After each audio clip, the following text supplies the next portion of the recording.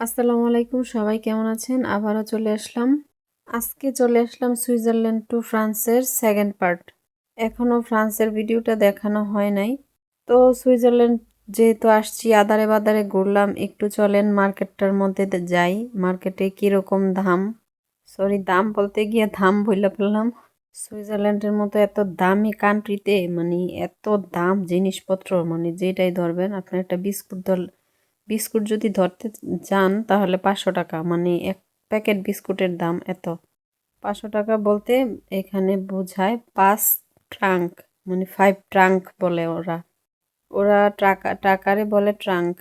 একটা সামান্য গেঞ্জির দাম ছিল 69 টাকা, এখন এটার দাম হচ্ছে 3000 টাকা। এই নীল জ্যাকেটটার দাম হচ্ছে 119 ট্রাঙ্ক, আর এখন হচ্ছে 59 টাকা, মানে 59 ট্রাঙ্ক। মানে বাংলাদেশের এখন হাফ প্রাইস হচ্ছে 5000 টাকা। যাই হোক, সারাদিন মার্কেট টার্কেট ঘোরাঘুরি করলাম, আরও নাম না জানা অনেক কিছু জায়গা ঘুরলাম, কারণ মোবাইলে অত চার্জ ছিল না, আর অত ভিডিও করতেও ভালো লাগতেছিল না, অনেক ক্লান্ত লাগতেছিল। এমনি সারা রাত্র ঘুমাই নাই। জীবনের প্রথম এত জার্নি করলাম। তো জার্নি তো মাত্র শুরুই হইলো, মাত্র এক রাত্র ঠিক মতো ঘুমাই নাই, আরও 2 রাত্র বাকি ছিল। মামা, রিদার বাবা, আমি একসাথে, আর বাচ্চারা সবাই একসাথে, মানে মামি সহ। মানে আমরা কিভাবে যেন আলাদা হয়ে গেছি। মামা আর রিদার বাবা নামাজ পড়তেছিল। দেখা যাইতেছে কি ক্লিয়ার পানি, একটা মাছও তো দেখলাম না।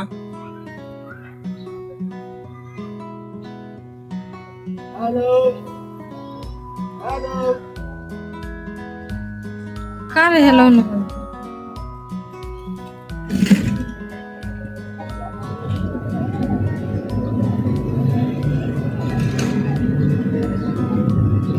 আরে আরে নে না, তোমরা মনে করতেছো এখানে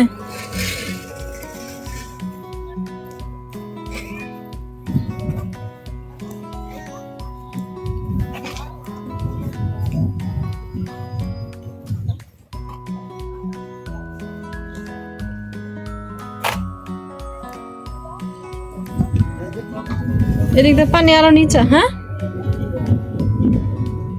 না না নাই।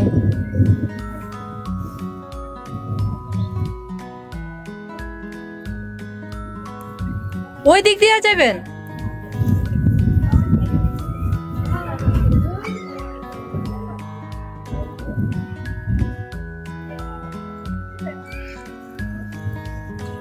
বাসের জন্য ওয়েট করতেছে, নিচে বসে আছে, কি করব, জায়গা নাই।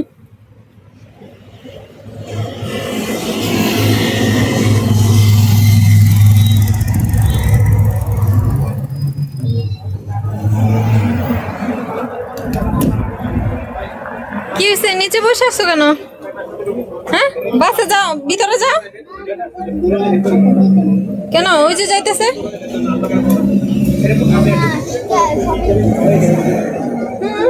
কেন যাইতে দিবে না, যে যাইতেছে সবাই, আসো। ছেলেরা ছবি তুলতেছে, প্রবাস বন্ধু ইটালি এই নাম দিয়ে ওনারা ট্যুরে যায়, বিভিন্ন ট্যুরে যায়, মনে করেন ইটালি বা ফ্রান্স, এরকম অনেক দেশে যায়। তো পিকচার টিকচার তুলতেছে যাতে স্মৃতি হয়ে থাকে।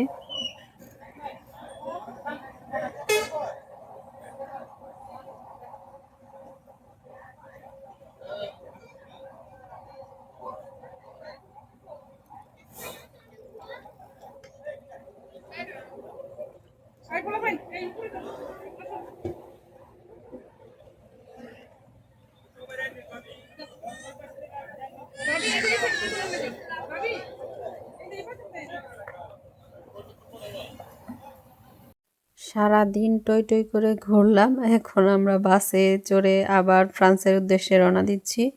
সুইজারল্যান্ড থেকে ফ্রান্স যেতে প্রায় 4-5 ঘন্টা লাগবে বাসে করে। তারপর আমরা হোটেলে গিয়ে পৌঁছাবো। হোটেলে সারা রাত ঘুমায় টুমায় তারপরে আবার ফ্রান্স শহরটা ঘুরবো। হোটেলে গিয়ে পৌঁছতে পৌঁছতে 3টার মতো বেজে গেছে। তো এখন মাত্র শুরু। এত টায়ার্ড ছিলাম, কখন গিয়ে একটু গোসল করব, ফ্রেশ হব। এই তো আমরা সবাই এখানে দাঁড়ায় আছি। এখান থেকে চাবি নেব, চাবি নিয়ে তারপরে আমরা রুমে ঢুকবো।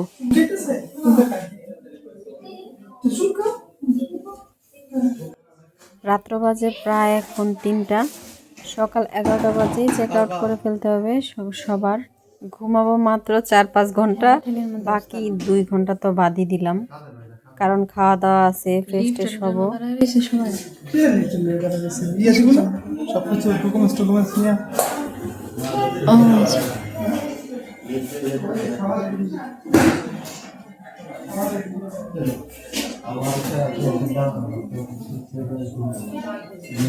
কোন সময় ঘুমামো সেই চিন্তা আমারই, কোন সময় শরীরের মধ্যে পানি ঢালো। আগে থেকেই খাবার বুক করা ছিল, তো এখানে খাবার আগে থেকেই রাখা আছে।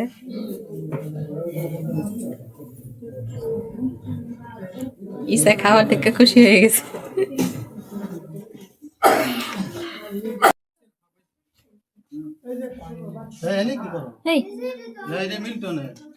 ওই যে আপনার ওটা পাইছেন, এই যে আমাদেরটা। তুমি না খুলছো কেমনে?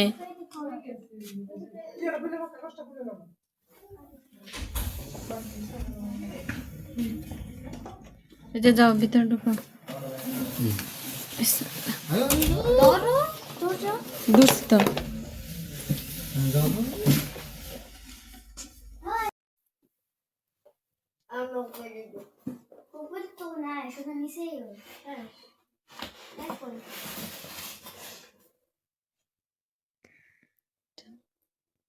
এটা একটা আলমারি সিস্টেমের খাট, এটাকে টান দিয়ে নিচে নামায় ফেলায়। তো আমি ফ্রেশ হয়ে আস্তে আস্তে সে আগেই বিছাই ফেলছে, সেটা আর দেখানো হলো না।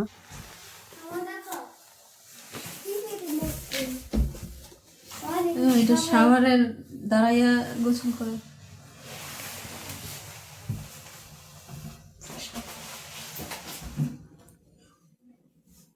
যে এরকম এখানে বেসিন,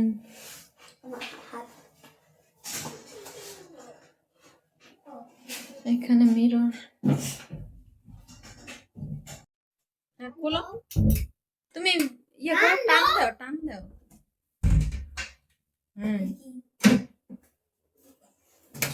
দেখি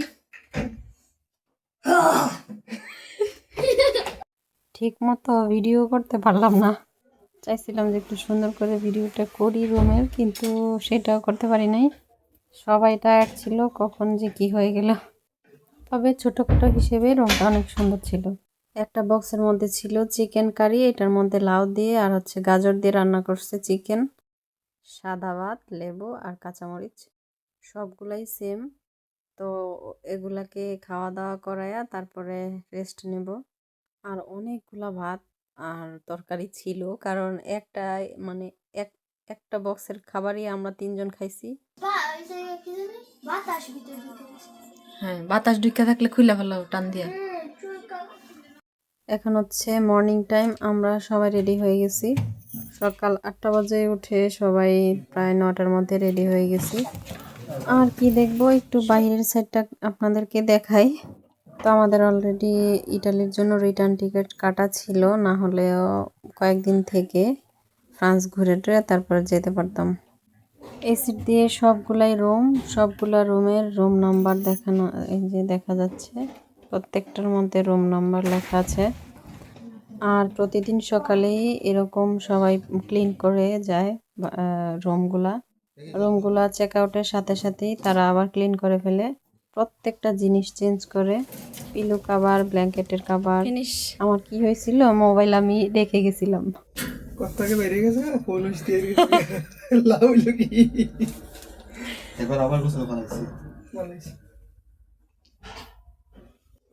মোবাইল পাইতেছিলাম না, পরে মামাও এসে মোবাইল খুঁজে তারপরে বাইর করছে। মোবাইল কম্বলের ভিতরে লুকাইছিল। ভাই ভাই একদিনের হোটেল, এক রাত্রের হোটেল। আমরা সবার আগে রেডি হয়ে বসেছিলাম, কিন্তু সবার লাস্টে বের হলাম। মোবাইলে ভিডিও করব, এই জন্য মোবাইল বাইর করতে গিয়ে দেখি মোবাইল নেই। তারপর তাড়াতাড়ি করে রুমের মধ্যে গিয়ে মোবাইল নিয়ে আসছি। আমরা বলছিলেন ফ্রান্স তো আমাদের চীনা পরিচিত জায়গা, আবার আসলাম শুধু খালি আমার বাগিনা এবং বাগিনা বাগিনা বউরের জন্য। কত কত বছর ধরে থাকছেন? আমরা প্রায় 1 বছর থাকছি। ও তাহলে তো আমি 1 আপনি বছরের একটু কম আপনি থাকছি। গাইড নাকি? হ্যাঁ, মোটামুটি বলা চলে। দেখেন তো স্ট্যাচু অফ লিবার্টিটারে একটু ভালো করে ভিডিও করবো, তাও পারলাম না। সে রাগ কইরা পিছন ফিরা রইছে। এটা কোনো কথা? এটা হচ্ছে ছোট স্ট্যাচু অফ লিবার্টি, আর একটা হচ্ছে আমেরিকাতে।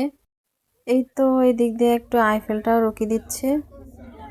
আমার কাছে মনে হয় আইফেল টাওয়ারের কাছে না গিয়ে আইফেল টাওয়ারের দূরে থেকে ছবি তোলা আরো বেশি সুন্দর লাগে।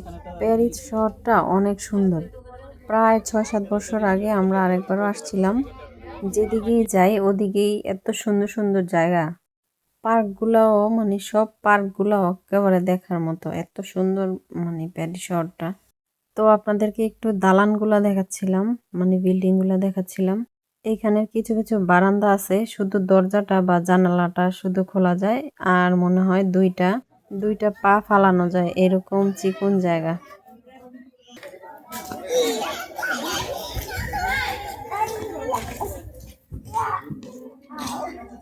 পড়বো পড়ো, পড়ে যাবে। সুন্দর করে ধরো মুসা, সুন্দর করে ধরো। হ্যাঁ কিন্তু ব্যথা পাইবো।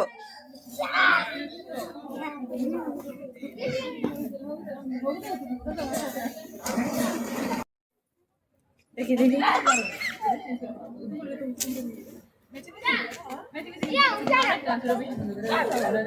এটা কি লাগাইতেছো ফাতেমা? আমি এদিকে আইলে ফাতেমা এদিকে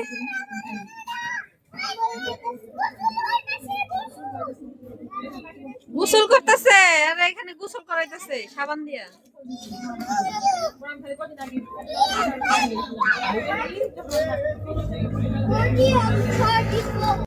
আমরা এখন সবাই লোভার মিউজিয়াম দেখতে যাচ্ছি। মানে লিওনার্দো দা ভিঞ্চির সেই বিখ্যাত মোনালিসার ছবি আছে যেখানে, সেখানে ছবিটা এরকম ভাবে আঁকা মনে হবে কি একেবারে পুরা বাস্তব।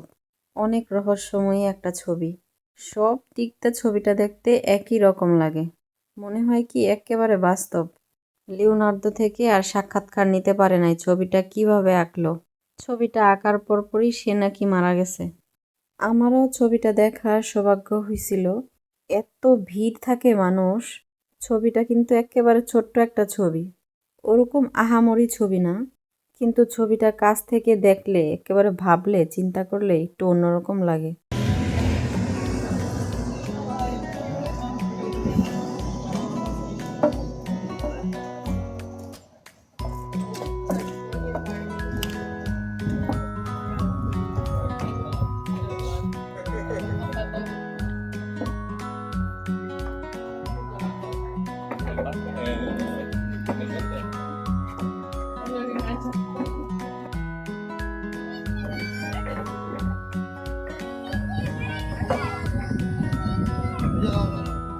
Wait, wait.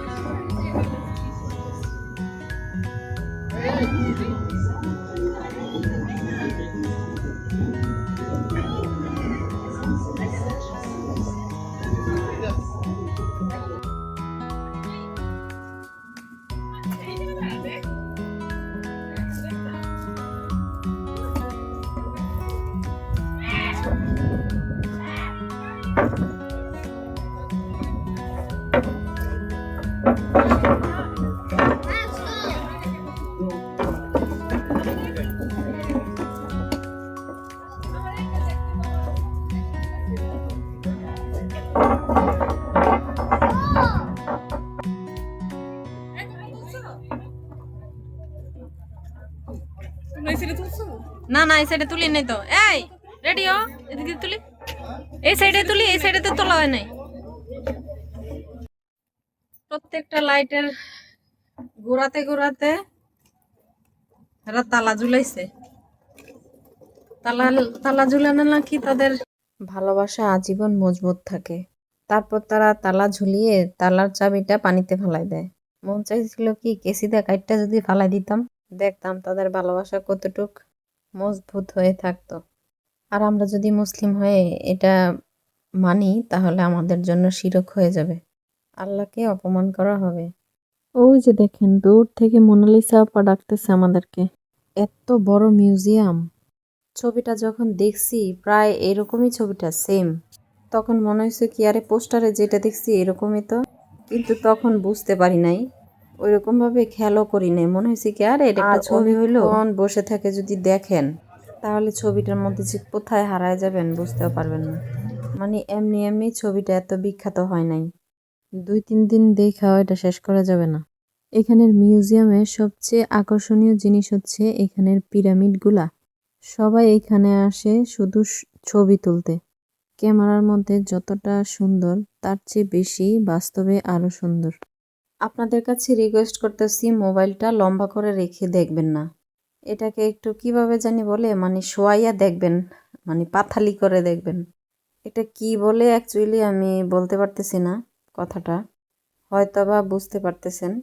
আসলে ছবিটা ফুল স্ক্রিনে যদি দেখেন তাহলে অনেক ভালো লাগবে ভিডিওটা, আদারওয়াইজ এভাবে দেখলে একটু ভালো লাগবে না। ওদের বাবা ওদেরকে ছবি তুলে দিচ্ছে, এইখানে যদি দাঁড়ায় ছবি তোলেন তাহলে মনে হবে কি পিরামিডটা ধরে রাখছেন এরকম লাগবে। আর নিচের জায়গাটা একটু কেটে দিবেন।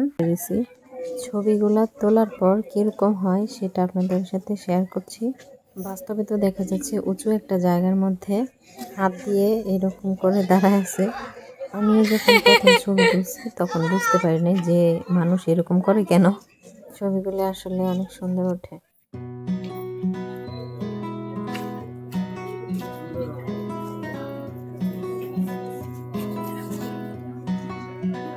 এই যে ছবিগুলো কেমন হলো?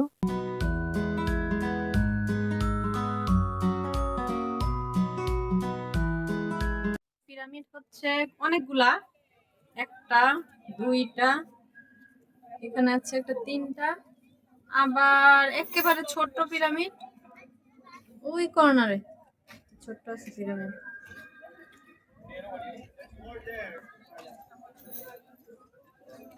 যারা আইফেল টাওয়ার বিক্রি করতেছে, ওই যে আমাদের ফাতেমা কুরকুরি করতেছে।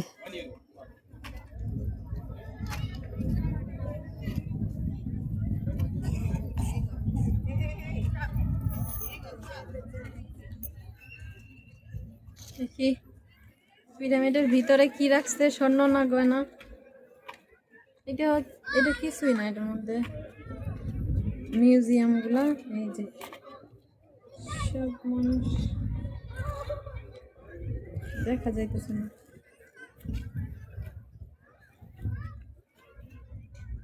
চলেন আপনাদেরকে দেখাই বড়টার মধ্যে ফেরাউন আছে নাকি। এটা তো অবশ্যই মিশর না, মিশরে থাকলে অবশ্যই থাকতো। চলেন তাহলে এইখানে কি আছে দেখাই। হচ্ছে লিফট, মানে মিউজিয়ামের ভিতরে ঢুকতেছে ওরা। আর আমরা হচ্ছে সব গ্রুপ মিলে আসছি, এই জন্য যাওয়ারও টাইম নাই। অনেক বড় মিউজিয়াম, দেখার সুযোগ নাই, কারণ আরো অনেক কিছু ঘুরতে হবে, এজন্য দেখার সুযোগ নাই। আর এখানে সিরিয়াল পেতে হলে সারাদিন দাঁড়ায় থাকতে হবে। আমাদের যেই বড় সিরিয়াল, প্রায় বাসে আমরা 50-60 জনের মতো, সারাদিন তাহলে মিউজিয়ামের ভিতরেই থাকতে হবে। আর আইফেল টাওয়ার ভিজিট করতে হবে না।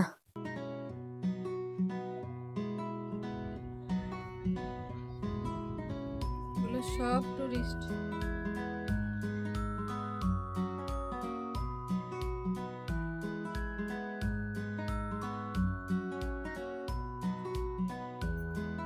মিউজিয়ামটা অনেক অনেক বিশাল বড়, এটা নাকি 2 দিনেও শেষ করা সম্ভব না, অনেক বড় মিউজিয়াম।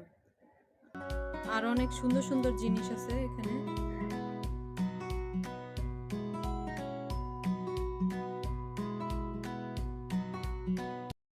তোমরা ঘুরে যাও গা, এখানে আমরা সব মিউজিয়াম টিউজিয়াম ঘুরে আসি নাকি। আয় হায়। ফাতেমার আব্বু আম্মুর ছবি তুলে রিদার বাবা বলতেছে আমার বাপ মারে টাইটানিক বানাই দিতেছে।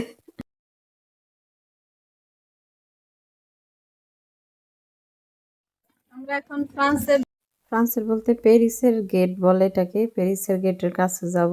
এটা রোমেও এরকম আছে, তারপরে হচ্ছে ইন্ডিয়াতে আছে, যাই হোক, এইসব ধরনের গেটগুলা অনেক সুন্দর হয়। মনের মতো। ইটালিতেও এরকম একটা গেট আছে, যেটা কিনা কলসিওতে। আরো ছিল ওনারা গ্রুপ ফ্যামিলি, ওনারা অনেক আগে চলে গেছে। আমাদের ছবি তুলতে তুলতে টাইমই চলে গেছে। তো ওনারা এই জন্য মনে হয়তো চলে গেছে। অনেকক্ষণ ছবি টবি তুললাম। ফাতেমা যেই পোস্ট দিয়ে ছবি তোলাইছে আমাদেরকে, বলে এইভাবে তুলো ওইভাবে তুলো। ফাতেমা আমাকে বলে, আসো তোমাকে ছবি তুলে দেই। ওর কথাগুলি সবসময় মিস করি। ভিডিওটা যত ছোট করতে যাই ততই বড় হয়ে যায়, জানি না কেন। এত সুন্দর জায়গা, খালি ভিডিওই করতে ইচ্ছে করে, কারণ অনেক সুন্দর। মনে করছিলাম যে আইফেল টাওয়ারের ভিডিও হয়তো আজকে দিতে পারবো, কিন্তু দিতে পারলাম না। আরও একটা এপিসোড রয়ে গেল। তো ভালো থাকবেন সবাই। খুব শীঘ্রই আইফেল টাওয়ারের ভিডিওগুলো নিয়ে হাজির হব। আজকের মতো এ পর্যন্তই। আল্লাহ হাফেজ, আসসালামু আলাইকুম।